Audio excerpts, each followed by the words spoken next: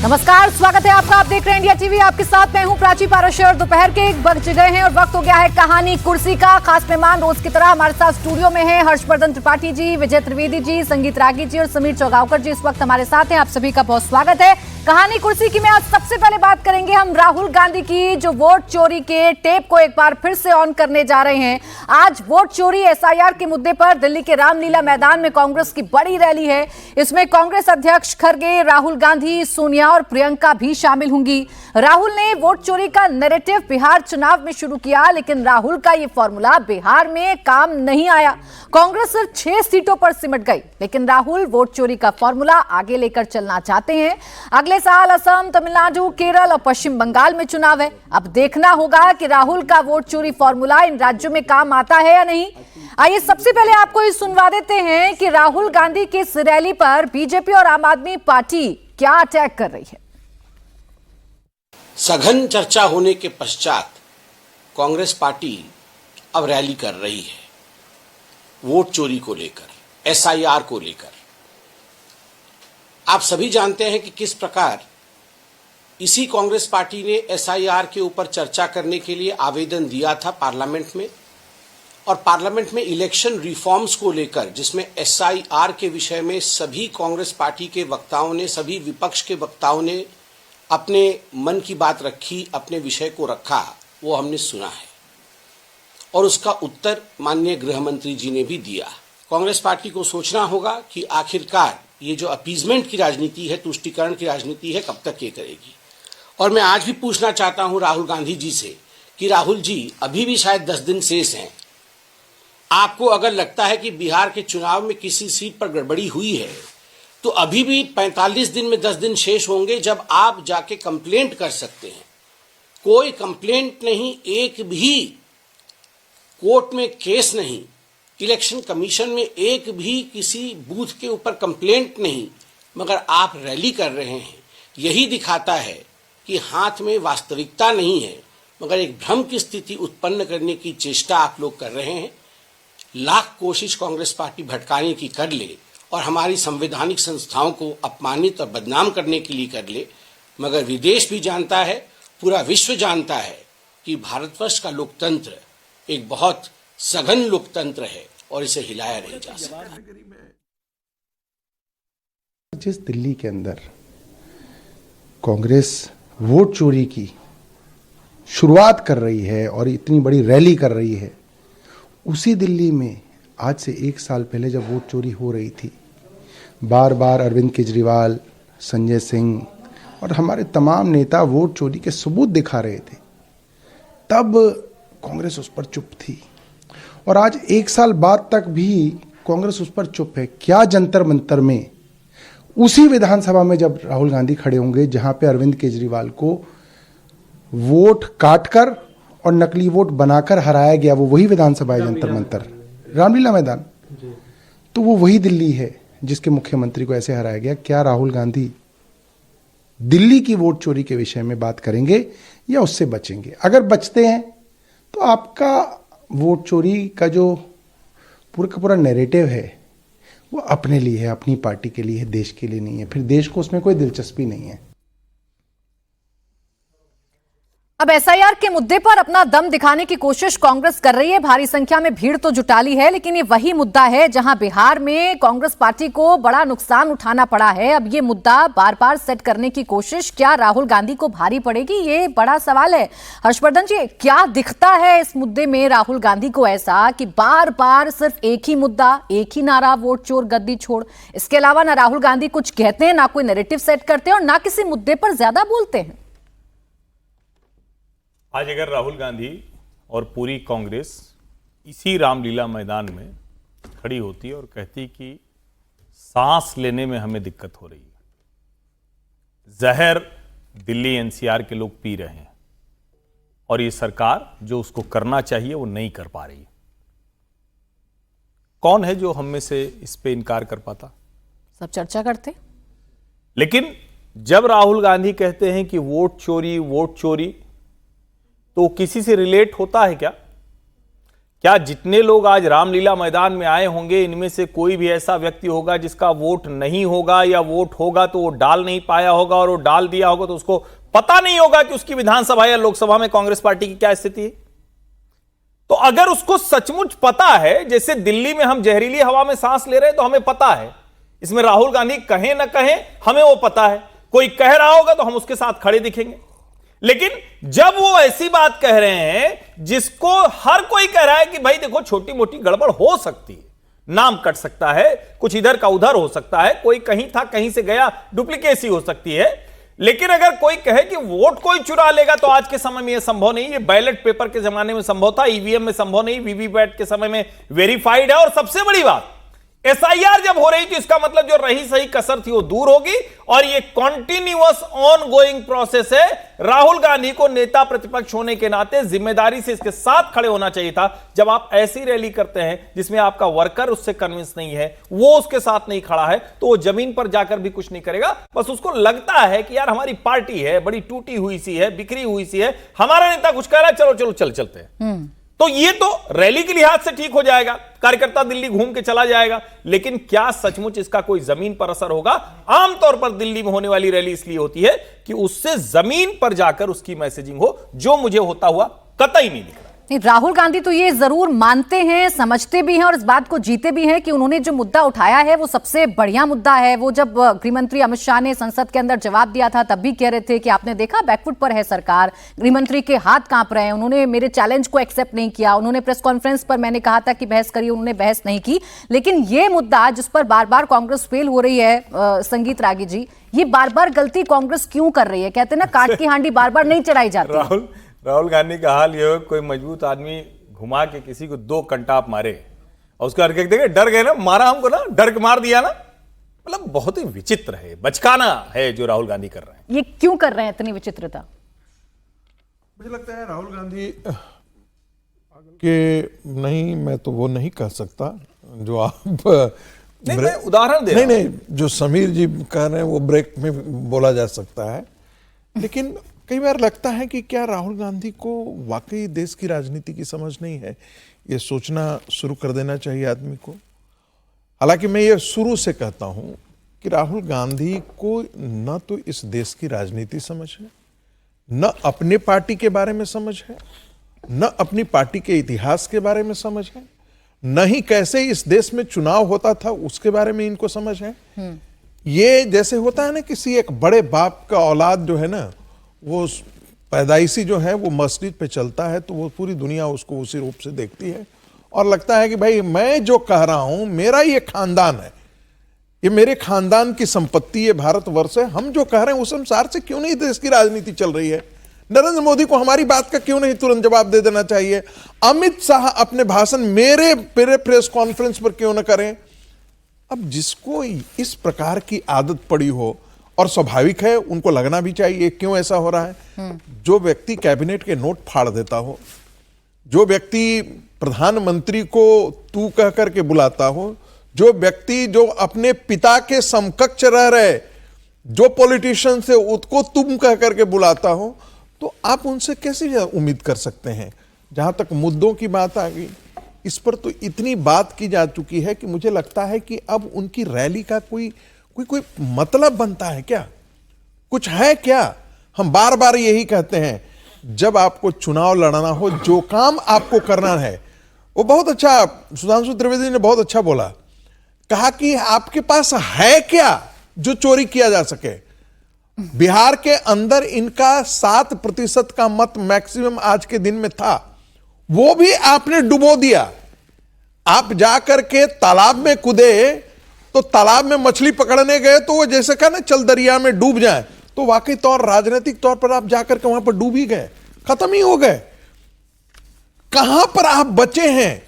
आप ये सोचिए कि भारतीय कांग्रेस, राष्ट्रीय कांग्रेस एक राष्ट्रीय दल जरूर है आज के दिन में, क्योंकि 20 करोड़ लोग को कम से कम लोकसभा में आज भी उसको वोट करते हैं, लेकिन उसकी मानसिकता जो है वो क्षेत्रीय दल जैसी हो गई है और उसका संकुचन भी क्षेत्रीय दल जैसा हो गया है। इसीलिए इसका विस्तार अब नहीं हो सकता। भारतीय जनता पार्टी जिस समय क्षेत्रीय दल जैसा थी, हालांकि वो राष्ट्रीय पार्टी थी, लेकिन क्षेत्रीय कुछ क्षेत्रों तक सीमित थी, फिर भी उसका राष्ट्रीय फलक था। यही कारण है कि उसका विस्तार होता गया और कांग्रेस पार्टी का संकुचन होते गया। ठीक है, लेकिन यहाँ जिस मुद्दे पर पूरा विपक्ष कम से कम सुर में सुर मिलाता है वो एसआईआर का मुद्दा है। यूपी से अखिलेश बोलते हैं, बंगाल से दीदी बोलती हैं, बिहार में तेजस्वी ने भी खूब बोला था, हालांकि नुकसान उनको भी उठाना पड़ा। ये जो रैली है, एक लाइन सिर्फ जोड़ दूंगा, ये जितनी पॉलिटिकल पार्टियां हैं वो एसआईआर का विरोध सिर्फ इसलिए कर रही हैं क्योंकि जो घुसपैठिए मुस्लिम वोटर इस देश में विभिन्न प्रांतों में आकर के अपना वोट बैंक बन करके भारत के नागरिक के तौर पर खड़े हो गए हैं, उसको पकड़े जाने का डर है और उनको वोटर लिस्ट से हटने का डर है। उसकी सुरक्षा की गारंटी मैं तो इस रैली की बात कर रही हूँ। ये जो रैली है जो कांग्रेस ने आज रामलीला मैदान में बुलाई है विजय जी, यहाँ किसी साथी को कांग्रेस ने नहीं बुलाया। यहाँ इंडिया गठबंधन का कोई दल उनके साथ नजर नहीं आएगा। वो अकेले हुंकार भरना चाहते हैं इस वोट पर, इस पूरे मुद्दे पर। यानी वो इतने श्योर हैं कि हमें ही माइलेज मिलेगा, हम ही हैं जो इसके हीरो बनेंगे। और इसका क्या नतीजा है वो बिहार में सबने देखा है। देखिए, राहुल जी का ये शुरू से इशू चल रहा है एसआईआर को लेकर, लगातार बात वो करते रहे। और ये कहना कि वो इशू नहीं है, तो संसद में तो 2 दिन जब सरकार ने एक नया नाम दिया चुनाव सुधार चर्चा का, तब भी एसआईआर पर ही चर्चा होती रही।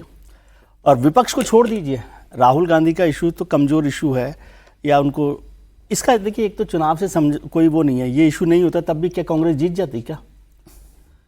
आप ऐसा समझते हैं कि राहुल गांधी वोट चोरी का इशू छोड़ देते तो बिहार में जीत जाती? वो इशू नहीं है ना, वो अलग है। चुनाव जीतना हारना अलग इशू है, लेकिन वोट चोरी को अगर सबसे सीरियसली लिया है किसी ने तो वो बीजेपी ने लिया है राहुल गांधी के बाद। कैसे?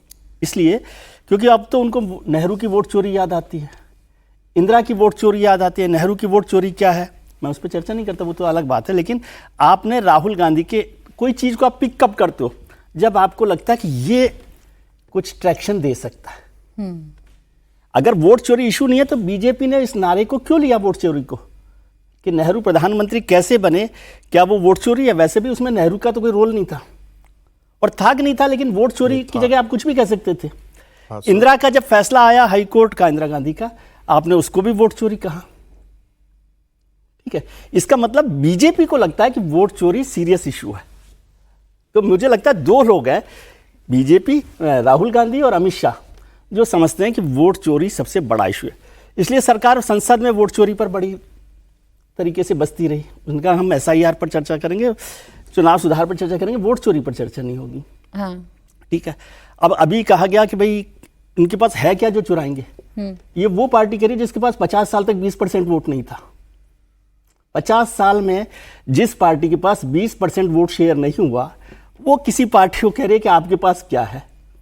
आज भी उनके पास 99 है। जब भारतीय जनता पार्टी के पास थे 2 एमपी, तो बहुत सारे लोगों ने मर्सिया पढ़ दिया था।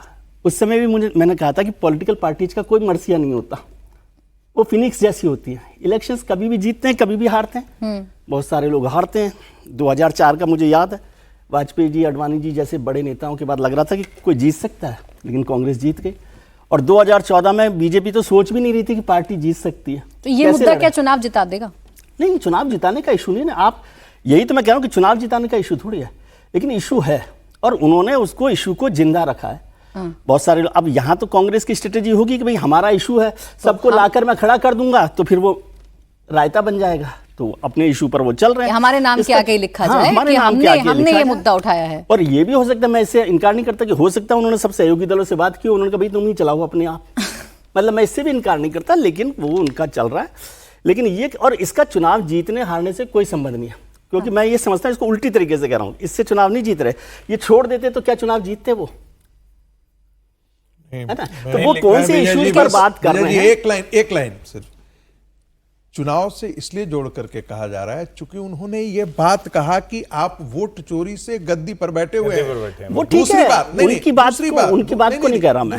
दूसरी बात उन्होंने कहा कि यदि चोरी नहीं करते तो हम 99 नहीं होते, हम 140 होते और तुम 40 पर आ गए। पॉलिटिकल पार्टी का स्टेटमेंट अलग है बात, लेकिन मैं कह रहा हूं कांग्रेस आज इस स्थिति में नहीं है कि वो चुनाव जीत सके। उसको संगठन पर काम करना, और एक इशू तो उन्होंने खड़ा कर रखा है ना, जिसको लेकर आज हम चर्चा कर रहे हैं। ठीक है, तो राहुल गांधी इस तरह से, हो सकता है उसको ट्रैक्शन नहीं मिल रहा हूं, लेकिन उसका ट्रैक्शन सबसे ज्यादा बीजेपी से मिला है। हाँ, तो इसका कितना अट्रैक्शन है, ये कितना बड़ा मुद्दा है समीर जी? राहुल गांधी को तो कम से कम ये लगता है पूरी तरीके से वो कन्विंस्ड हैं कि ये मुद्दा है और मैंने ये मुद्दा बनाया है, और आज जब वो बोलेंगे तो उनका एग्रेशन फिर देखने को मिलेगा। वो फिर से नारेबाजी करवाएंगे, वोट चोर गद्दी चोर, ऐसे बड़े बड़े पोस्टर और बलून्स जो हैं वो पूरे इलाके में इस वक्त हम देख भी रहे हैं उन्हीं नारों के साथ।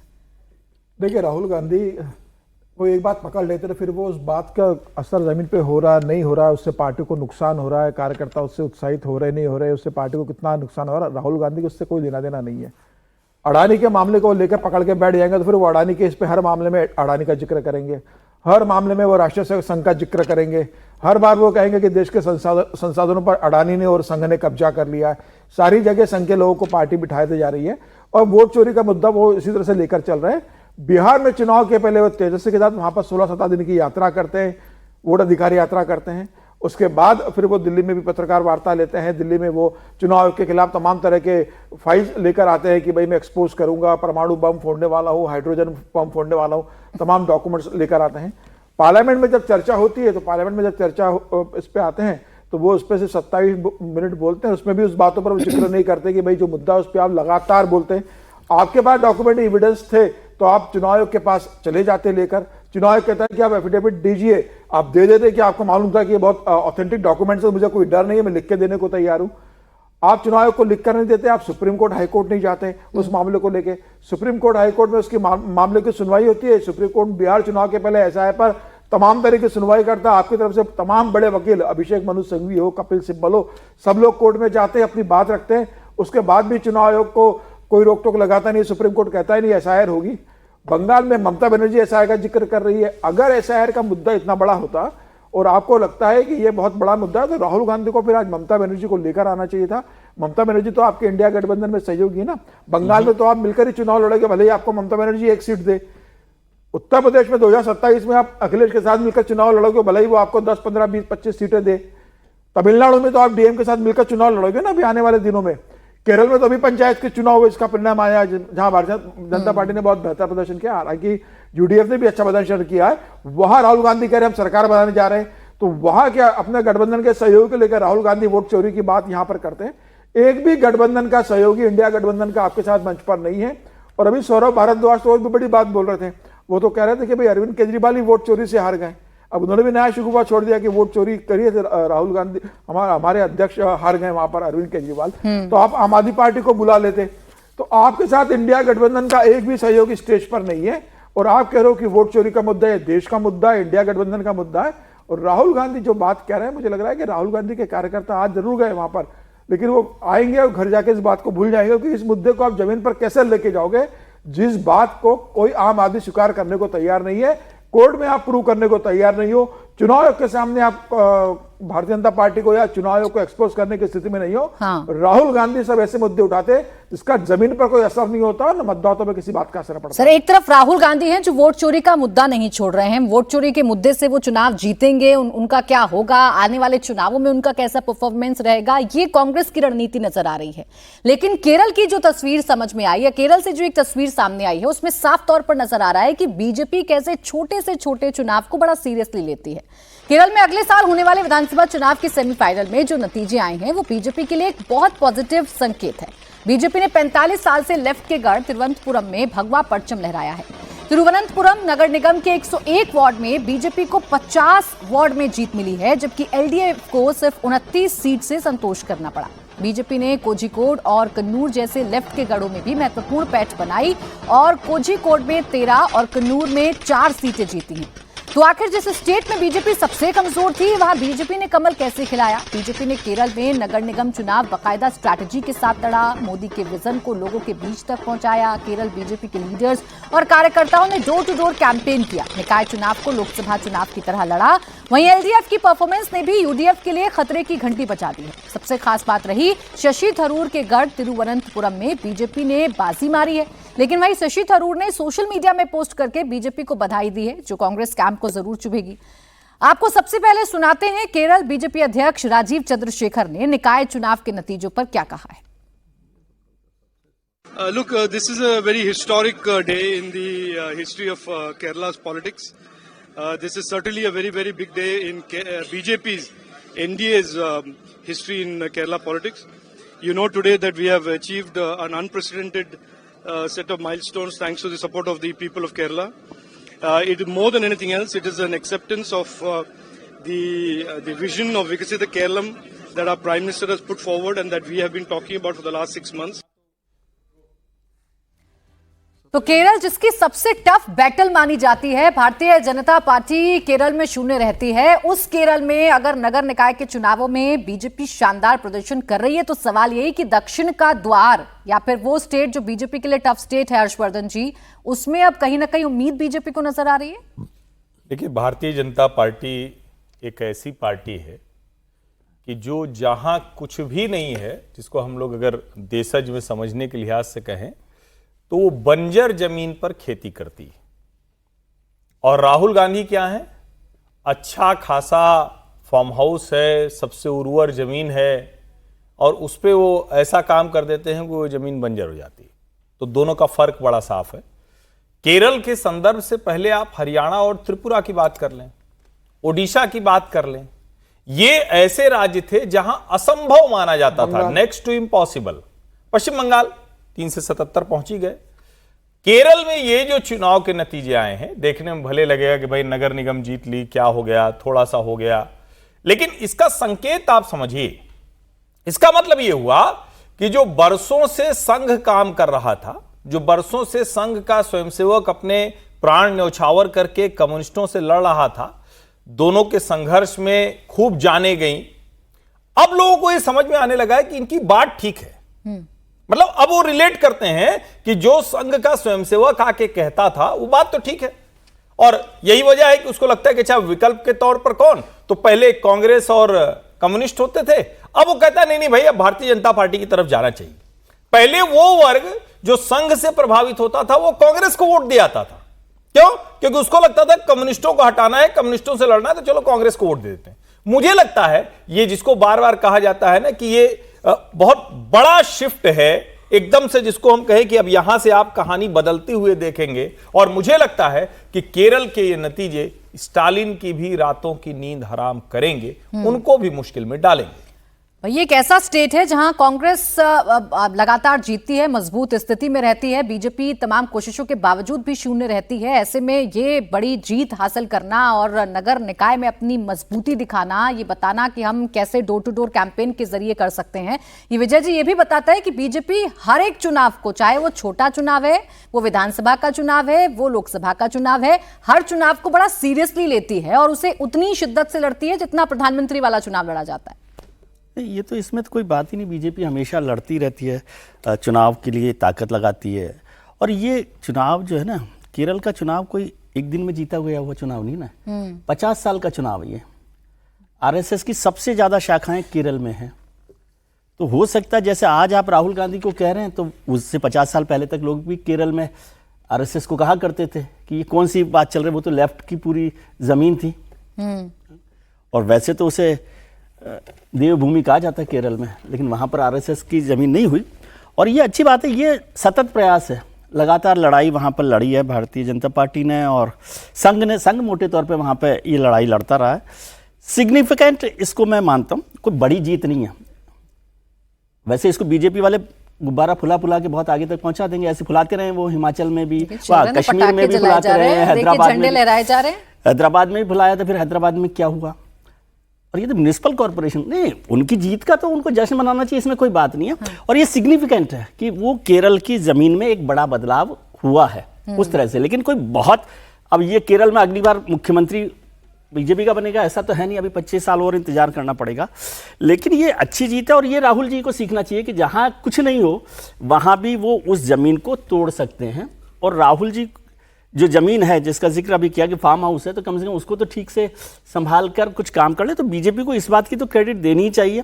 केरल में जीत सिग्निफिकेंट जीत माननी चाहिए। और ये चिंता एलडीएफ को भी होनी चाहिए कि एलडीएफ अब सब जब खत्म ही हो रहा है पूरे देश भर में, अब केरल में थोड़ी बहुत जमीन बची थी।